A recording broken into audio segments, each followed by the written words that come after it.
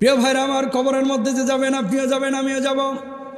আখিরাতের ময়দানে আল্লাহ রাব্বুল আলামিন যেদিন আপনারা উঠাবে, আল্লাহ রাব্বুল আলামিন তিনটা দলে সমস্ত মুমিনদেরকে বিভক্ত করবেন, মুনাফিকদেরকে মুসলমানদেরকে বিভক্ত করবেন, মানবকুলকে বিভক্ত করবেন।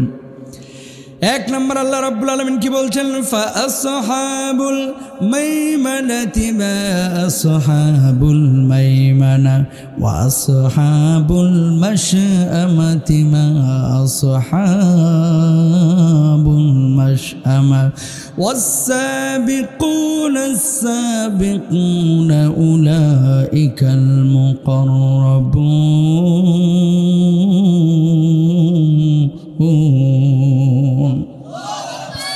আল্লাহ রাব্বুল আলামিন বললেন, কিয়ামতের ময়দানে 12 দল থাকবে না, 20 দলীয় জোটও থাকবে না, 21 দলীয় থাকবে না, থাকবে মাত্র দল 3টা।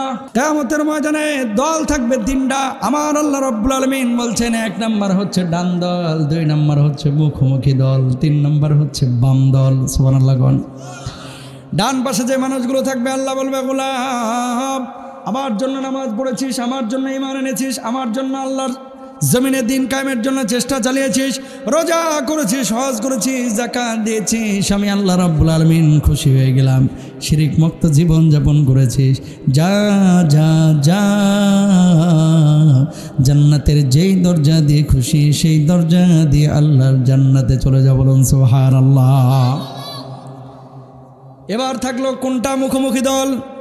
এই মুখোমুখি দলে কারা থাকবে? নবীরা থাকবে, শহীদরা থাকবে, সালেহ ব্যক্তিরা থাকবে।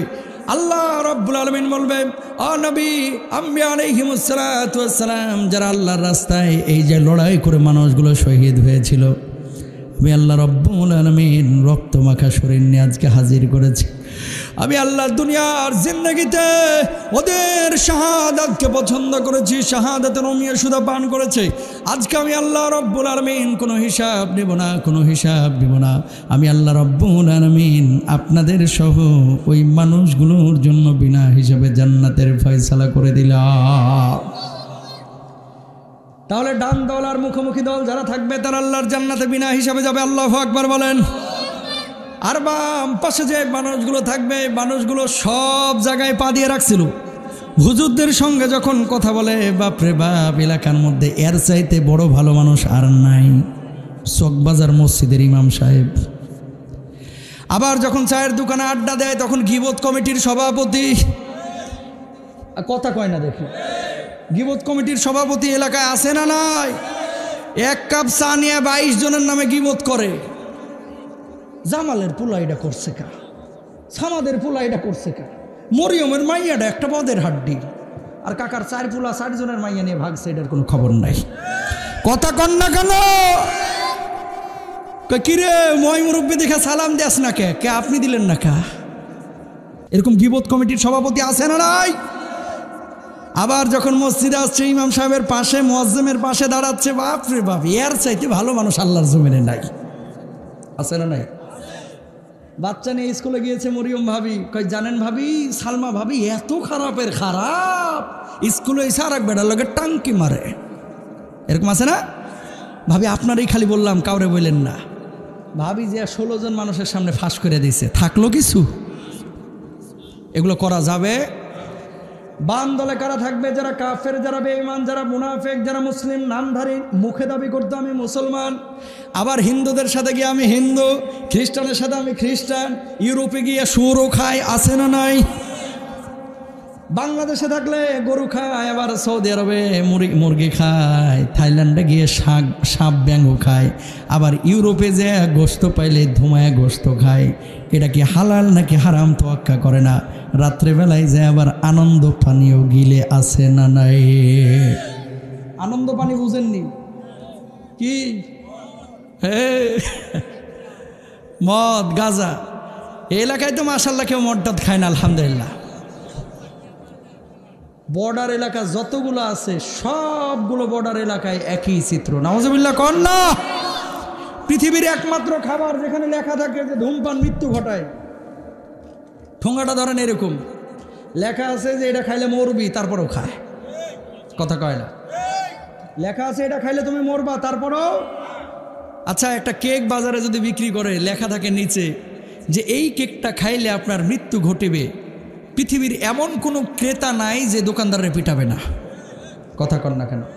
তবে এটা কেক খাবো আর কেকের নিচে লেখা মৃত্যু ঘটাবে, তো এই কেক রাখছস কে? ডান্ডা মেরে ঠান্ডা করে ফেলাবে। বিড়ির নিচে লেখা আছে এটা খাইলে মরবি, তারপরে ওইটা খায়।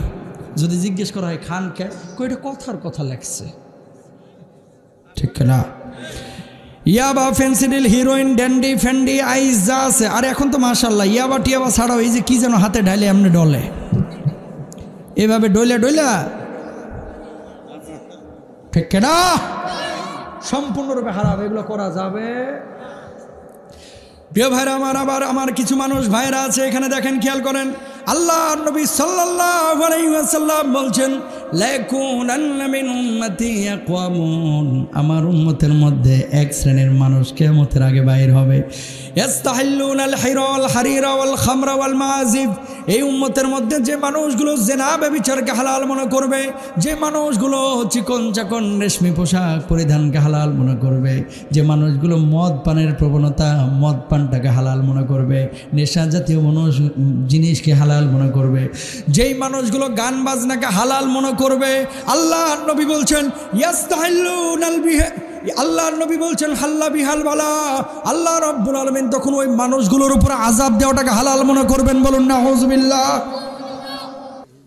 আল্লাহ নবী বিশ্বনবী সাল্লাল্লাহু আলাইহি ওয়াসাল্লাম এই জন্য বলছেন কি, জিনা ব্যভিচারকে হালাল মনে করবে, চিকন চাকন পোশাক পরিধানকে হালাল মনে করবে। তাকান এদিকে, এই কথাগুলো যখন আলোচনা করা হয় হুজুর তখন খারাপ হয়ে যায়, কয় হুজুর মাটির নিচের আলোচনা করেন, আসমানের উপরের আলোচনা করেন, দুনিয়ায় ঢুকেন না। বুঝেন নাই? যুবক, আজকে আপনারা যারা মোটা পোশাক পরিধান করেছেন মূলত শীতের কারণে, আজকে খেয়াল করে দেখেন আপনার যুব সমাজের দিকে, আমার যুব সমাজের দিকে, মা বোনেরা ফ্যাশন করতে করতে করতে করতে এমন অবস্থা হয়েছে, নিসা ও নারিয়া, এমন মা বোন তৈরি হয়ে গেছে, ওপরে পোশাক পরতেছে, ভেতরে কি পরছে এও দেখা যায়, ঠিক না? আর যুবক মাশাআল্লাহ যত ছেঁড়া তত ফ্যাশন, কুত্তায় কামড়ায় কামড়ায় প্যান্ট ছিঁড়ে ফেলছে, এটাই নাকি এখন ফ্যাশন। কথা কন না কেন? চাইটা চাইটা প্যান্টের রং উঠায় ফেলাইছে, এটা নাকি এখন ফ্যাশন। মানুষের কোথায় কি হইল ভাই? আল্লাহ হেদায়েত দান করুক, আমিন বলেন। তাহলে এই বাম দলের অন্তর্ভুক্ত হওয়া যাবে